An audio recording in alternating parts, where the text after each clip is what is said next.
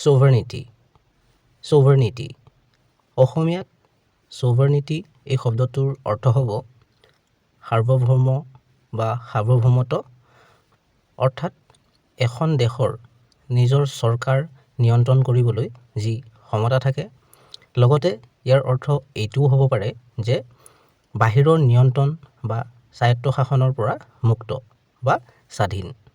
অহা এই দুটা বাক্যৰ সহায়ত আৰু বেছি ভালকৈ বুজি লওঁ The country claim sovereignty দেশখনে সাৰ্বভৌমত্ব দাবী কৰিছিল over the island দ্বীপটোৰ ওপৰত ইয়াৰ সম্পূৰ্ণ বাক্যটো হ'ব The country claimed sovereignty over the island দ্বীপটোৰ ওপৰত দেশখনে সাৰ্বভৌমত্ব দাবী কৰিছিল The coach has sovereignty প্ৰশিক্ষকগৰাকীৰ সাৰ্বভৌমত্ব আছে over the team টিমটোৰ ওপৰত ইয়াৰ সম্পূৰ্ণ বাক্যটো হ'ব The coach has sovereignty over the team দলটোৰ ওপৰত প্ৰশিক্ষকগৰাকীৰ সাৰ্বভৌমত্ব আছে মানে প্ৰশিক্ষকগৰাকী সম্পূৰ্ণ স্বাধীন বা মুক্ত হয় তাৰ দলটোৰ ওপৰত মানে তেখেতে